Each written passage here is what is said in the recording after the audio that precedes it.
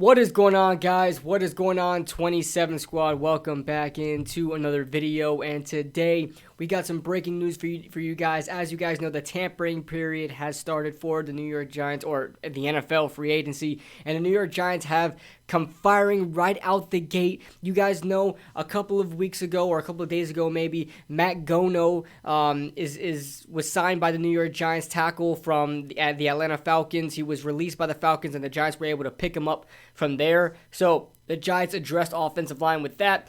We don't really know what's going to come of that, but the New York Giants signed two very, very decent interior linemen today as soon as the tampering period started, and they were both, no coincidence, the offensive line. You can tell that Schoen wants to address this offensive line, wants to fix it fast, okay? We're not waiting on 5th and 6th round picks to go ahead and try to fix this offensive line like stuff that like Dave Gettleman did, okay? And I know I like Dave Gettleman. I always defended Dave Gettleman, but I love this right out the gate. First time as GM, your first few signings were offensive linemen, and offensive linemen that you could actually say that are decent in the league. We start off with Mark Glowinski, all right? We can see here, and I'm going to put the article up here. The New York Giants agreed to terms with Mark Glowinski.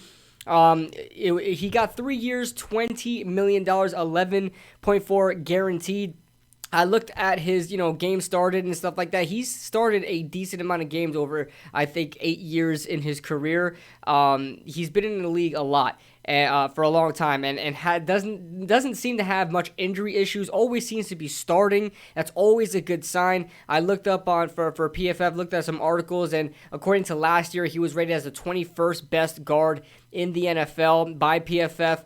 Take it with a grain of salt when it comes to PFF, but that's right around above average. You think about it, there's 32 teams in the NFL, and there's 2 guard positions, so you do the math there. That's about 64 starting guards in the NFL. He's rated as the 21st best. I think that's pretty good in my opinion, and you're getting him for pretty much dirt cheap. Okay, $6 million, just about $6 million a year, give or take. Almost close to 7.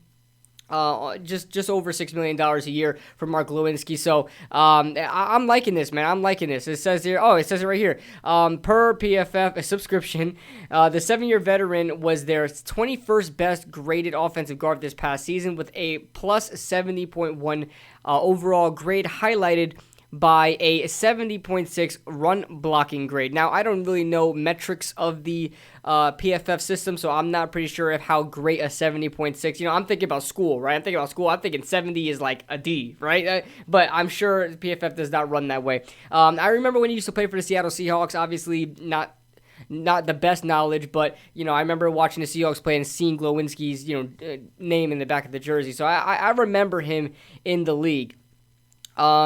So yeah, there's that one. And then we move on to the New York Giants. This is the big one for me. The New York Giants signing Jon Feliciano to play center.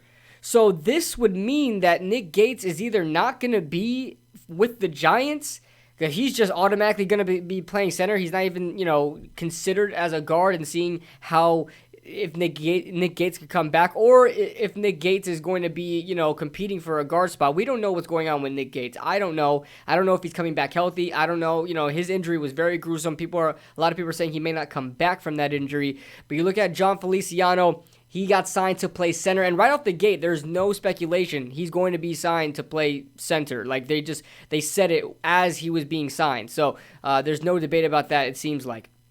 In a move that should surprise no one, veteran offensive lineman Jon Feliciano joins the New York Giants. Feliciano was reportedly signing a 1-year deal. Now, we don't know how much this is going to be. Glowinski got $6 million, so you can imagine Feliciano might be getting more than $6 million. So, like I said, I don't know where all of this money is going to be coming from, because we just try to free up as much money as we can, only to get to $10 million or somewhere around there, with all the restructuring that we did and releasing that we did. So, we got ourselves back in the green now. I don't know where this money's coming from, but it's coming from somewhere.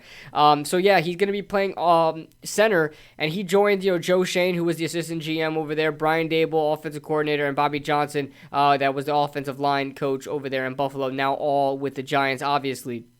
So, as of now, the offensive line would be Andrew Thomas at left tackle, Shane Lemieux or Ben Bredesen at left guard, Feliciano at center, Glowinski at right guard, and Matt Gono at, I want to say Gono or Gono. I don't know. I'm going to say Gono because, Graham Gono.